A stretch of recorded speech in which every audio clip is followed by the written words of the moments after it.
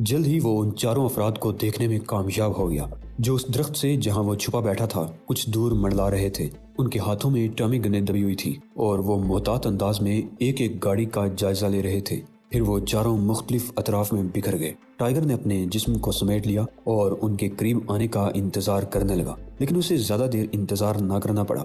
جلد ہی ایک سیاہ پوش ٹہلتے ہوئے اس درخت کے قریب آ گیا جہاں ٹائیگر چھپا بیٹھا تھا۔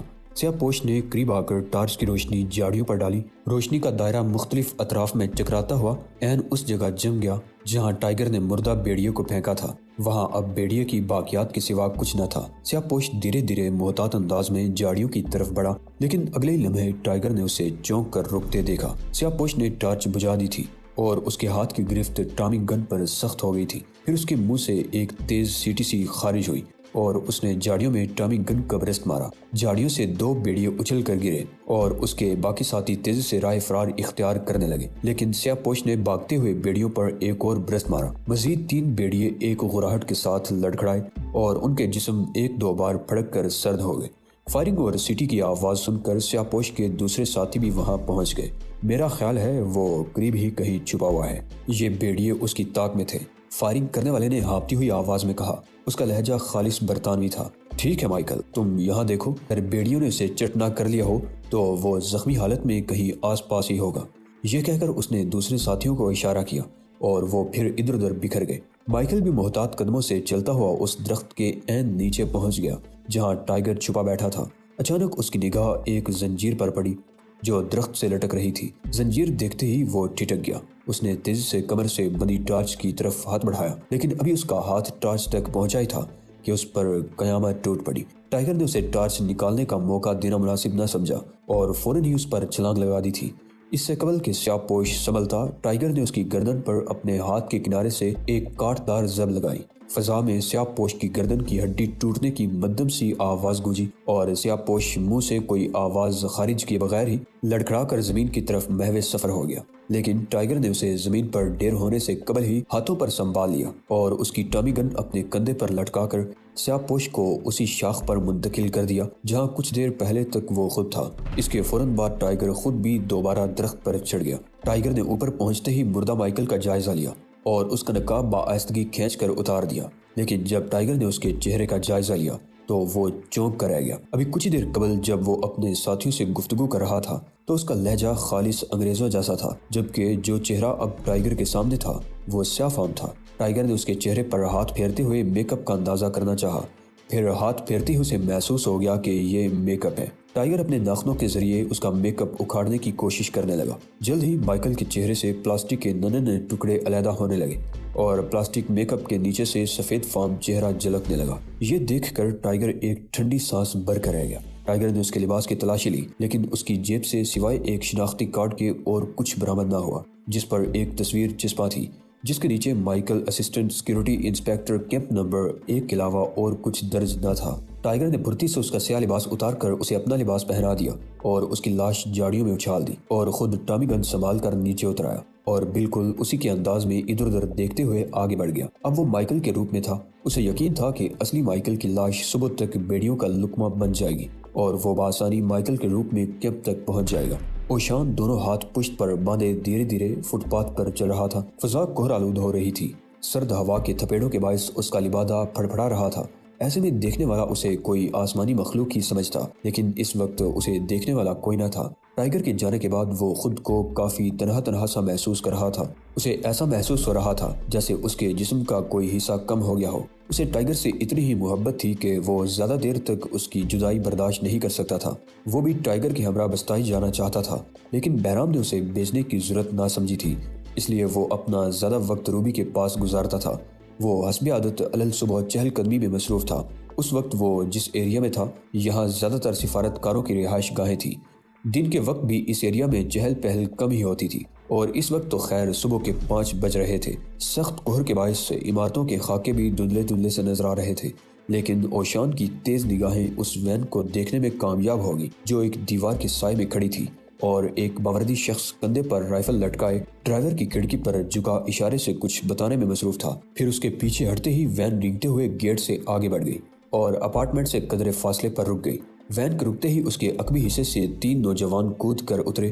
ان کے ہاتھوں میں جدید ساخت کی دور مار رائفلیں دبی ہوئی تھی اور وہ محتاط انداز میں اپارٹمنٹ کے عقبی حصے کی طرف بڑھ رہے تھے۔ باوردی شخص دوبارہ عمارت میں غائب ہو چکا تھا۔ اوشان تیز تیز قدموں سے چلتا ہوا گیٹ کے قریب پہنچا اور گیٹ پر لگی تختی پڑھنے لگا۔ یہ عمارت ایک عرب ملک کے سفارتکار کی رہائش گاہ تھی، جس سے آج کل امریکہ کے تعلقات انتہائی ماندانہ نوعیت کے تھے، اور CIA بھی متعدد بار اس ملک کے سربراہ کا تختہ الٹنے کی ناکام کوشش کر چکی تھی۔ اوشان تختی پر اس ملک کا نام پڑھ کر بہت کچھ سمجھ گیا تھا۔ وہ تیزی سے عمارت کے عقبی حصے کی طرف بڑھا، جہاں وہ ایک لمحہ قبل 3 مسلح نوجوانوں کو جاتے دیکھ چکا تھا۔ وہ ہوا کی کسی جھونکے کی مانند وین کے قریب سے گزرتا ہوا عمارت کے عقبی حصے کی طرف بڑھ گیا۔ پھر اسے وہ مسلح نوجوان بھی نظر آ گئے جو دیوار پر چڑھنے کی کوشش کر رہے تھے۔ اوشان ان کے قریب جا کر کھڑا ہو گیا۔ وہ نوجوان اس کے وجود سے بے خبر اپنی کوشش میں مصروف تھے، لیکن قہر کے باعث دیوار گیلی ہو کر چکنی ہو گئی تھی۔ اس کے باعث بار بار ان کے ہاتھ پھسل رہے تھے۔ وہ تینوں چست اوور کوٹ میں ملبوس تھے اور سردی سے بچنے کے لیے اوور کوٹ کے کالر بھی کھڑے کر رکھے تھے۔ دیواریں پھلانگنا بھی ایک فن ہے میرے بچوں، اوشان دونوں ہاتھ سینے پر باندھتے ہوئے مسکرا کر بولا۔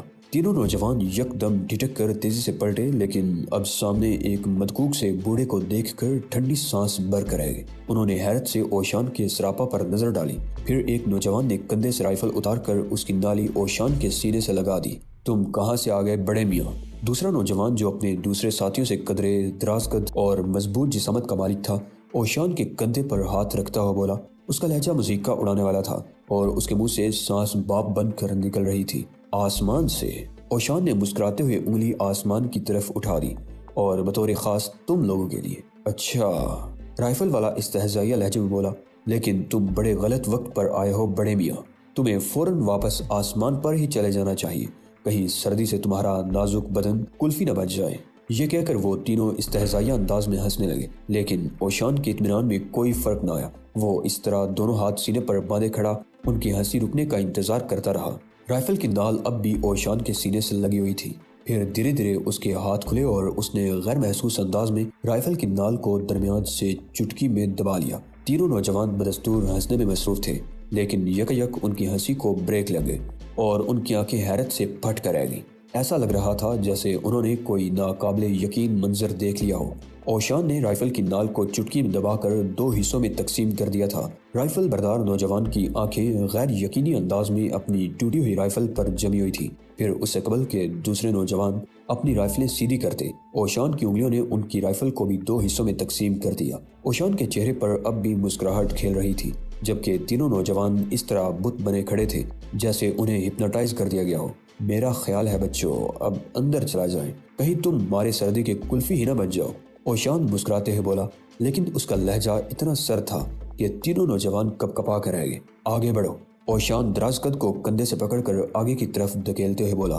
تینوں نوجوان بلا چنو چرا میکانکی انداز میں آگے بڑھ گئے۔ ان کی سمجھ میں نہیں آ رہا تھا کہ وہ اس مدکوک سے زرد بوڑھے کی ہدایت پر کیوں عمل کر رہے ہیں، لیکن وہ کوشش کے باوجود بھی اس کے خلاف کوئی قدم نہیں اٹھا پا رہے تھے۔ انہیں ایسا محسوس ہو رہا تھا جیسے بوڑھے کی آنکھیں کسی برمے کی طرح ان کے جسم میں سوراخ کر رہی ہیں۔ پھر وہ جو ہی وین کے قریب پہنچے، ڈرائیور انہیں دیکھ کر باہر نکلا اور حیرت سے انہیں تکنے لگا۔ اسے اتنی جلدی ان کے واپس آنے کی توقع نہ تھی۔ پھر سے قبل کے صورتحال اس کی سمجھ میں آتی۔ اوشان نے ایک ہاتھ سے اس کی گردن دبوچ لی اور وین کے عقبی حصے کا دروازہ کھول کر اسے اندر اچھال دیا۔ وہ سر کے بل اندر گرا تھا اور اس کا سر کچھ اتنی زور سے وین کے فرش سے ٹکرایا تھا کہ وہ ایک کرا کے ساتھ ڈیر ہو گیا۔ اوشان وین کا دروازہ لاک کرتے ہوئے تیزی سے ان تینوں نوجوانوں کی طرف لپکا جو اب عمارت کے گیٹ تک پہنچ چکے تھے۔ چلو اب اپنے گرو سے کہو گیٹ کھولے، وہ ایک نوجوان کی کمر میں انگلی چبوتے ہوئے بولا۔ وہ نوجوان تڑپ کر اس طرح آگے بڑھا تھا جیسے اوشان نے انگلی نہیں خنجر کی نوک چبو دی ہو۔ اس کے اوور کوٹ کے اس حصے پر جہاں اوشان نے انگلی چبوئی تھی اب ایک باقاعدہ سوراخ بن گیا تھا اور اس سوراخ کے کناروں پر خون کی لالی چمکنے لگی تھی۔ بقیہ دونوں نوجوان یہ دیکھ کر کپ کپا کر رہ گئے۔ انہوں نے ایک ساتھ ہی گیٹ بجانا شروع کر دیا۔ ان کی یہ حرکت اتنی بے ساختہ تھی کہ جیسے انہوں نے ذرا بھی دیر کر دی تو ان کے جسموں میں بھی ایسے ہی سوراخ ہو جائیں گے۔ گیٹ فوراً ہی کھل گیا۔ گیٹ کھولنے والا وہی باوردی شخص تھا جو کچھ دیر قبل ان نوجوانوں کو اشارے سے کچھ بتا رہا تھا۔ اس نے حیرت سے ان تینوں کی طرف دیکھا۔ اس کی نظر اب تک اوشان پر نہیں پڑی تھی جو ان کے عقب میں کھڑا تھا۔ کیا رہا، یہاں کیوں آئے ہو؟ اس نے حیرت سے ان کے گھبرائے ہوئے چہرے دیکھتے ہوئے کہا۔ تمہیں وفاداری کا سبق سکھانے فرزند، اوشان ان کے عقب سے نکلتا ہوا بولا۔ پھر اس سے قبل کے باوردی شخص سنبھلتا، اوشان کا دایاں ہاتھ سانپ کے پھن کی طرح حرکت میں آیا اور وہ اپنا کندھا پکڑے پیچھے کی طرف الٹ گیا۔ تکلیف کی شدت سے اس کے چہرے کے نقش و نگار بگڑ کر عجیب صورت اختیار کر گئے تھے۔ چلو اب سفیر کے کمرے کی طرف ہماری رہنمائی کرو، ورنہ پھر دوسرا کندھا بھی، اوشان نے اسے کالر سے پکڑتے ہوئے کہا۔ باوردی شخص نے رحم طلب نظروں سے اوشان کی طرف دیکھا اور سر جھکا کر آگے بڑھ گیا۔ وہ تینوں نوجوان بھی ایک قطار کی صورت میں اس کے پیچھے پیچھے چلنے لگے۔ ٹوٹی ہوئی رائفل اب بھی ان کے کندھوں سے لٹکی ہوئی تھی، جبکہ اوشان ان کے پیچھے کسی فاتح جرنیل کی طرح گردن تانے چل رہا تھا۔ وہ لان پار کرتے ہوئے عمارت کے رہائشی حصے کی طرف بڑھ گئے اور بڑے ہال سے گزر کر ایک راہداری میں پہنچ گئے جہاں دو رویا کمروں کی قطاریں تھیں۔ باوردی شخص ایک دروازے کے سامنے پہنچ کر رک گیا اور سوالیہ نگاہوں سے اوشان کی طرف دیکھنے لگا۔ اوشان نے آگے بڑھ کر 2-3 بار دروازہ کھٹکھٹایا۔ کچھ دیر بعد دروازے کی دوسری جانب سے قدموں کی چاپ سنائی دی جو دروازے کے قریب آ کر رک گئی۔ کون؟ اندر سے نیند کے خمار میں ڈوبی آواز سنائی دی۔ 1 منٹ یور ایکسلنسی، آپ کے کچھ مہمان آئے ہیں، اوشان بڑے مؤدب لہجے میں بولا۔ کچھ توقف کے بعد دروازہ کھل گیا، لیکن دروازہ کھولتے وقت سفیر کمال ہوشیاری سے دروازے کی آڑ میں ہو گیا تھا۔ اوشان سفیر کی اس حرکت پر مسکرائے بغیر نہ رہ سکا۔ اس نے چاروں کو اندر چلنے کا اشارہ کیا اور خود بھی ان کے پیچھے کمرے میں داخل ہو گیا۔ اب تم لوگ اپنے ہاتھ اوپر کر لو، پشت سے ایک سرد آواز سنائی دی۔ گھبرانے کی کوئی بات نہیں یور ایکسیلنسی، ہم بالکل بے ضرر لوگ ہیں، اوشان ہاتھ اٹھائے بغیر پلٹ کر بولا۔ کیا مطلب؟ سفیر نے حیرت سے پوچھا۔ اس کے ہاتھ میں ایک سیاہ پستول چمک رہا تھا۔ وہ جوان العمر آدمی تھا اور اس کا کسرتی جسم اس بات کی غمازی کرتا تھا کہ وہ اپنے آپ کو چاقو چوبند رکھنے کے لیے روزانہ ورزش کرنے کا عادی ہے۔ اس کی آنکھوں میں اب بھی نیند کا خمار تھا اور وہ حیرت سے کبھی اوشان کو اور کبھی ان چاروں مسلح نوجوانوں کو دیکھ رہا تھا جو پر کٹے پرندوں کی طرح سر جھکائے کمرے کے وسط میں کھڑے تھے۔ پھر اس نے اوشان کی آنکھوں میں دوستانہ چمک دیکھ کر پستول والا ہاتھ گرا دیا۔ آپ تشریف رکھیے جناب، سارا مطلب آپ کا یہ وفادار محافظ بتائے گا۔ اوشان باوردی محافظ کی طرف اشارہ کرتے ہوئے بولا۔ ہاں اب تم شروع ہو جاؤ فرزند۔ اوشان نے باوردی محافظ کو ٹوکا دیا۔ یہ سب کیا ڈرامہ ہے؟ وہ جناب یہ آپ کو قتل کرنا چاہتے تھے، وہ ہکلاتے ہوئے تینوں نوجوانوں کی طرف اشارہ کرتے ہوئے بولا۔ اور تمہارا اس میں کیا کردار تھا یہ بھی بتاؤ۔ اوشان نے اس کے دائیں کندھے پر الٹے ہاتھ سے ضرب لگاتے ہوئے سرد آواز میں کہا۔ میں بھی ان کا ساتھی ہوں جناب، ہمیں تنظیم کی طرف سے ہدایت ملی تھی کہ مقدس اسرائیل کے نام پر آپ کو قتل کر دیا جائے۔ ٹھیک ہے یور ایکسیلنسی، آپ پریزیڈنٹ کو فون کر کے اس کی اطلاع دے دیں۔ یہ کہہ کر اوشان نے باری باری ان چاروں کی کن پٹیاں دبا دیں اور وہ چاروں یکے بعد دیگرے قالین پر ڈھیر ہو گئے۔ سفیر حیرت سے یہ ساری کارروائی دیکھ رہا تھا۔ اب تک اس کے منہ سے ایک بھی لفظ نہ نکلا تھا۔ اور ہاں، ایک وین میں بھی پڑا ہے، اس کا بھی بندوبست کر لیں، لیکن برائے مہربانی آپ صدر یا پولیس کو میرے بارے میں نہ بتائیں، ورنہ میں غریب یوں ہی مارا جاؤں گا۔ یہ کہہ کر اوشان دروازے کی طرف بڑھ گیا اور سفیر حیرت سے گنگ بیٹھا اسے دروازے سے نکلتے دیکھتا رہا۔ اسے ایسا محسوس ہو رہا تھا جیسے وہ کوئی خواب دیکھ رہا ہو۔ پھر جو ہی اس کی نظر قالین پر بے ہوش پڑے نوجوان پر گئی، وہ چونک گیا۔ یہ سب کچھ خواب نہیں، حقیقت تھا۔ وہ تیزی سے باہر کی طرف دوڑا، لیکن اوشان جا چکا تھا۔ وہ کندھے جھڑکتا ہوا ٹیلی فون سیٹ کی طرف بڑھ گیا اور صدر امریکہ کے نمبر ڈائل کرنے لگا۔ امریکہ سے اس کے ملک کے تعلقات کافی کشیدہ تھے اور اس کی وجہ ہر دل عزیز سربراہ مملکت کی انقلابی پالیسیاں تھیں، جس کے سبب عرب دنیا میں امریکہ کے مفادات پر ضرب پڑنے کا خدشہ تھا۔ یہی وجہ تھی کہ امریکہ اور اسرائیل نے کئی بار ان کی حکومت کا تختہ الٹنے اور انہیں قتل کرنے کی کوشش کی تھی، لیکن اس میں ناکامی کے بعد انہیں دنیا بھر کے دہشت گردوں کا سربراہ قرار دیا تھا۔ کچھ دیر بعد لائن مل گئی اور وہ انتہائی تلخ لہجے میں پیش آنے والی صورتحال بتانے لگا۔ اس کے لہجے میں تندی اور چہرے پر اعتماد تھا۔ اس وقت اسے دیکھ کر کوئی بھی یہ نہیں کہہ سکتا تھا کہ وہ ایک چھوٹے سے ملک کا سفیر ہے۔ ٹائیگر کو زیادہ دیر انتظار نہ کرنا پڑا۔ جلد ہی تینوں نقاب پوش بھی واپس آ گئے۔ کیا رہا مائیکل؟ قریب آتے ہی ان میں سے ایک نے ٹائیگر سے سوالیہ انداز میں پوچھا۔ جواباً ٹائیگر نے صرف کندھے اچکانے پر ہی اکتفا کیا۔ اس نے غور سے تینوں نقاب پوشوں کا جائزہ لیا۔ ان سب کے سینوں پر بیج لگے ہوئے تھے جن پر نام اور عہدے درج تھے۔ ابھی ٹائیگر ان کا جائزہ ہی لے رہا تھا کہ فضا میں پھر ایک تیز سیٹی گونجی۔ ٹائیگر سمجھ گیا کہ یہ کسی قسم کا سگنل ہے۔ ابھی وہ کچھ کہنا ہی چاہتا تھا کہ وہ تیزی سے پلٹ گئے۔ ٹائیگر بھی ان کے پیچھے ہو لیا۔ اس نے نقاب پوش کا بھیس تو بدل لیا تھا، لیکن سب سے بڑا مسئلہ اس کے چہرے کا تھا۔ وہ جانتا تھا کہ اگر کیمپ میں جا کر نقاب اتارنا پڑا تو اس کی حقیقت کھل جائے گی، اور اگر نقاب نہ بھی اتارا گیا تو بھی اس کے لیے بہت سے مسائل کھڑے ہو سکتے ہیں۔ کافی سوچ بچار کے بعد اس نے اس کا حل بھی سوچ لیا اور چلتے چلتے منہ سے ایک زوردار آواز نکال کر زمین پر گر پڑا आगे चलने वाले तीनों नकाब पोश ठिठक कर रह गए। जब उन्होंने टाइगर को जमीन पर पड़े देखा तो तेजी से उसकी जानी पड़े। क्या हुआ माइकल? वो उसे सहारा देकर उठाते हुए एक साथ बोले। कुछ नहीं, गालिबन पैर में मोच आ गई है। टाइगर तकलीफ की शिद्दत से कराहते हुए बोला।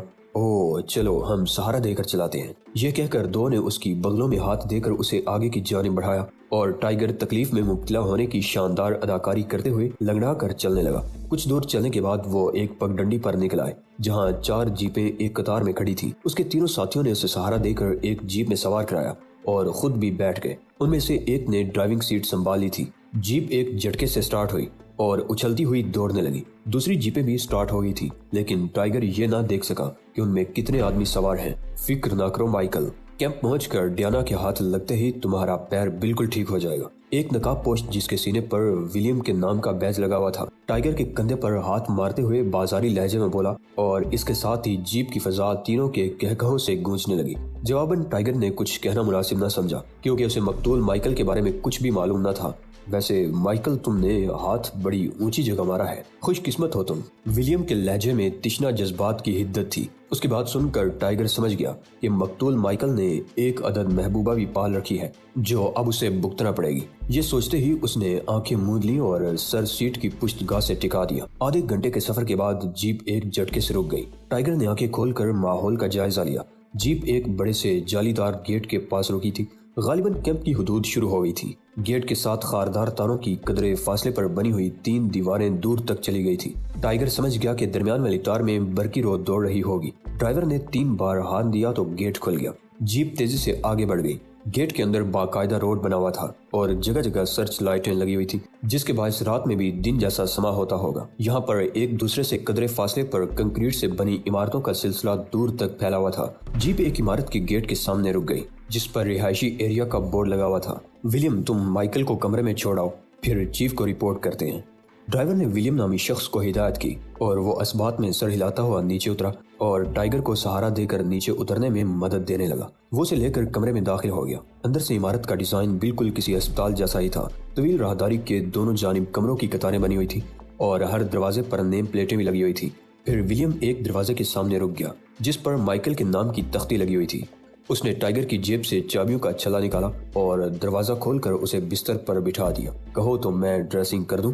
वो सवालिया अंदाज में बोला, लेकिन टाइगर ने उसे इशारे से मना कर दिया। अच्छा ठीक है, मैं डियाना को इतला कर देता हूँ। ये कहकर वो मुस्कुराते हुए दरवाजे की तरफ बढ़ गया। उसके जाने के बाद टाइगर ने उठकर दरवाजा लॉक कर दिया और कमरे का जायजा लेने लगा। एक कोने में ड्रेसिंग टेबल और बराबर में वार्डरोब बना हुआ था। टाइगर ने तेजी से ड्रेसिंग टेबल और वार्डरोब की तलाशी ली, लेकिन इसमें उसे कोई खास चीज न मिल सकी जो माइकल की शख्सियत पर रोशनी डाल सकती। चुनांचे अब उसे जो कुछ भी करना था अपनी जहानत के बलबूते पर ही करना था। वो नहीं जानता था कि कैंप नंबर 1 क्या बला है और यहाँ सफेद फार्मों की मौजूदगी का मकसद क्या है। उसने जेब से शिनाख्ती कार्ड निकाल लिया और माइकल की तस्वीर का जायजा लेने लगा। वो ड्रेसिंग टेबल की तलाशी के दौरान मेकअप के सामान का जायजा ले चुका था। गो के वो प्लास्टिक मेकअप का माहिर नहीं था, लेकिन अपने चेहरे को किसी हद तक तो स्याह कर ही सकता था। अभी वो यही सोच रहा था कि दरवाजे पर किसी के कदमों की आहट सुनाई दी। फिर ताले में चाबी लगाने की आवाज गूंजी। टाइगर फौरन ही बिस्तर पर लेट गया। दरवाजा बाआस्तगी खुला और स्याह लिबादे में मलबूस एक सिडल जिस्म की लड़की कमरे में दाखिल हो गई। उसका चेहरा भी नकाब में छुपा हुआ था। क्या हुआ डार्लिंग, सुना है तुम कुछ टूट फूट गए हो? वो बिस्तर पर बैठती हुई शोख लहजे में बोली और इसके साथ ही उसने नकाब उतार दिया। उसका चेहरा देखकर टाइगर चौंके बगैर ना रह सका। वो दिलकश खदोखाल की मालिक सफेद फार्म लड़की थी। उसकी आंखों में मोहब्बत और वारफतगी के चिराग जल रहे थे और गुलाब रंग होंठ फूल बरसाते हुए महसूस हो रहे थे। टाइगर एक लम्हे के लिए उसकी झील कमल आंखों में डूब कर रह गया। वो समझ गया कि यही डियाना है। माइकल प्लीज आज तो अपना असल चेहरा दिखा दो। हर तरफ काले चेहरे देख देख कर अब तो मेरा जी मतलाने लगा है। उसके लहजे में दरखास्त थी, एक अनोखी हसरत थी। टाइगर ने एक लम्हे के लिए कुछ सोचा और फिर बोला, एक शर्त पर हनी, मेरा चेहरा देखने के बाद तुम दोबारा मेरा मेकअप करोगी? बोलो मंजूर है?